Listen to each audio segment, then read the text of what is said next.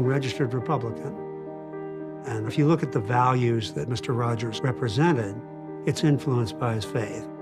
His Christianity was this kind of wide open Christianity that was accepting thinking from all other places, while never departing from the Christian faith. Fred's theology was love your neighbor and love yourself. And he saw that communication as the most deeply spiritual thing that he could be doing.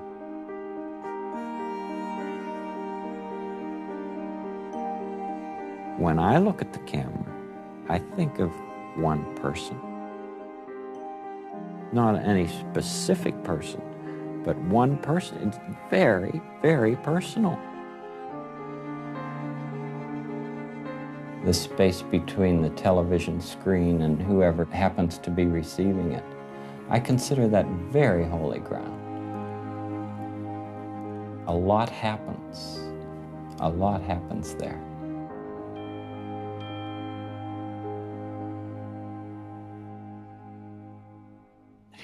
For somebody who was in television, he hated television. There, buddy, it's all yours.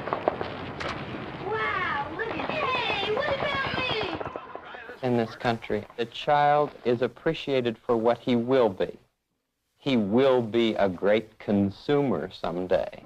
Listen. The quicker we can get them to go out and buy, the better. There's so much of that in this country. Mr. Ellison, I think you have felt strongly about some aspects of this. Public television could make a contribution as the American people becomes aware of itself, it discovers itself. We do not know as much as we should know about who we are, what we are, and how we differ. How will man use his miracles? The answer just begins with public television. We want most of all to enrich man's spirit, and that is the purpose of this act.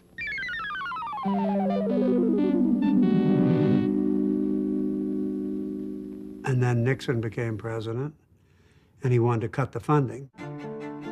The beginnings of PBS was going to probably be dismantled by Richard Nixon, whose approach to media was to threaten stations if they didn't behave politically.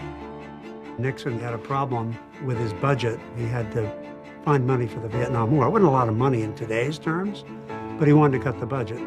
In the midst of all this, Fred Rogers gets to go before Congress, argue for $20 million of funding to sort of solidify PBS in front of John Pastore, who's the senator who had already sort of made his congressional bones by attacking television. This is going to be a thorough hearing.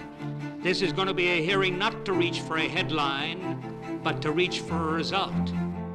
There have been 2 days of hearings, and he hasn't been very impressed. If you've been watching those hearings and you had to bet on whether or not PBS was going to keep going, no. That educational television should permanently struggle for subsistence is intolerable. All right, who's the next witness? Senator Pastore told the group, I've heard everybody read your testimonies. I don't want anyone to read anymore. I'm tired of hearing the reading. When I heard about that, I thought, uh-oh, Fred. All right, Rogers, you got the floor. And I could hear in his voice the nerves. Senator Pastore, this is a philosophical statement and would take about 10 minutes to read, so I'll not do that.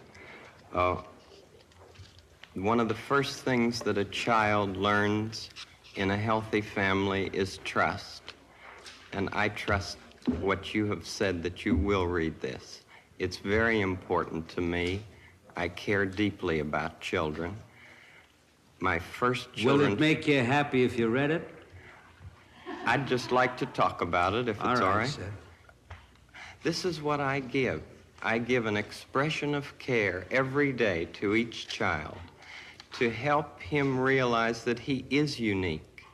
I end the program by saying, You've made this day a special day by just your being you. There's no person in the whole world like you, and I like you just the way you are. And I feel that if we in public television can only make it clear that feelings are mentionable and manageable, we will have done a great service.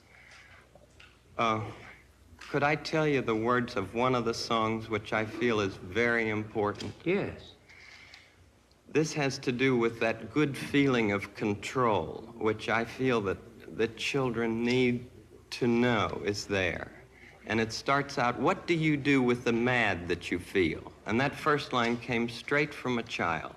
I work with children, doing puppets in very personal communication with small groups. What do you do with the mad that you feel when you feel so mad you could bite? When the whole wide world seems oh so wrong and nothing you do seems very right. It's great to be able to stop when you've planned a thing that's wrong and be able to do something else instead and think this song. I can stop when I want to, can stop when I wish, can stop, stop, stop anytime. Know that there's something deep inside that helps us become what we can. I think it's wonderful. I think it's wonderful. Looks like you just earned the $20 million.